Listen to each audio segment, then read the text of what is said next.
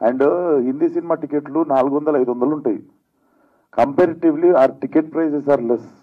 Still we collect. వాళ్ళు ఇండియాలో 28-29 స్టేట్లలో వచ్చే కలెక్షన్లు మనం 2 స్టేట్లలో ఇచ్చేస్తుంటాం మన తెలుగు ఆడియన్స్ అంత చిన్న టికెట్ ప్రైస్తో. సో ఇంతమంది బతుకుతున్నారు థియేటర్లో పనిచేసిన వాళ్ళు కావచ్చు, వాళ్ళు కావచ్చు. ఒక 2 నెలల నుండి సినిమా లేదు థియేటర్లో. ఇప్పుడు మనం అందరం కలిసి సంతోషపడాల్సిన విషయం, ఒక సినిమా వచ్చింది, మళ్ళీ థియేటర్కి జనాలు వచ్చిర్రు, థియేటర్లకి రెవెన్యూ వచ్చింది, కొన్ని మూసేద్దామనుకుర్రు, అది ఇంత నడుస్తున్నప్పుడు ఇంకా మీరు చూడకుండానే ఇచ్చిర్రని మీరు అంటారు. అది పొద్దున్న నుండి నాకు 10 మంది చెప్పారు, అది చూడకుండా ఎందుకు ఇస్తున్నారు అనే సినిమాకి రివ్యూ అని. కొన్ని చోట్ల షో అయిపోకముందు. అండ్ కొంతమంది ఫస్ట్ హాఫ్కి ఒక రివ్యూ, సెకండ్ హాఫ్కి ఒక రివ్యూ. సెకండ్ హాఫ్ రివ్యూ రాస్తున్నప్పుడు, ఫస్ట్ హాఫ్ రాస్తున్నప్పుడు మరి సెకండ్ హాఫ్ ఎప్పుడు చూసిర్రు, పాజ్ చేసిర్రా మరి థియేటర్లో తెలియదు. సో ఇట్లా మరీ మనం అంటే మా శత్రువులు ఎక్కడో ఉండరు.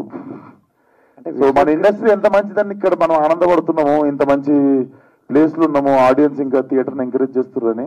అట్ ద సేమ్ ప్లేస్ ఇట్లాంటివి కూడా జరుగుతుంటాయి. అంటే నాకు తెలిసి మనం చేంజ్ చేయలేము అనుకుంటా. You become bigger than problem, like I said yesterday.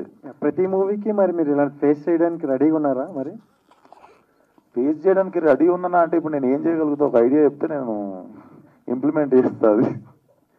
ఎందుకంటే అంటే అలసిపోయినాం అనుకుంటా చెప్పి, దాని బదులు చెప్పకుండా మూడు ఖరాబ్ చేసుకోకుండా డిస్ట్రిబ్యూటర్కి ఫోన్ చేస్తే మూడు సెట్ అయిపోతుంది. సో అది బెస్ట్ అనుకుంటా. మీ అందరికి తెలుసు సినిమా ఎట్లా ఆడుతుందో, మీ అందరికి తెలుసు. ఇదేదో ఆడకుండా హౌస్ఫుల్ కాకుండా సినిమా కలెక్షన్లు రాకుండా నేను ఈయన కూర్చొని ఏదో మూమెంట్. యాక్చువల్గా అయితే మేము కేక్ పెట్టుకోవాలి, బయట క్రాకర్స్ కాల్చాలి.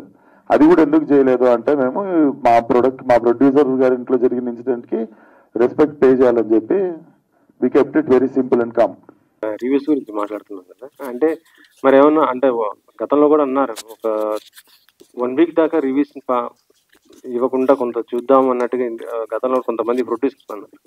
మరి దానిపైన ఏమన్నా మీరు అన్నది మాట్లాడుకోవాలి? అట్లీస్ట్ వారం అన్నారు సార్. పొద్దున్న 6ంటికి రివ్యూలు రాసిర్రు, 5ంటికి రాసిర్రు.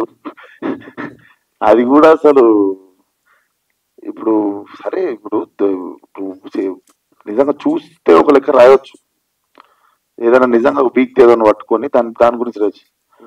ఏదైతే ఎక్స్పెక్టర్ ఉందో music quotation cinema, music was very bad.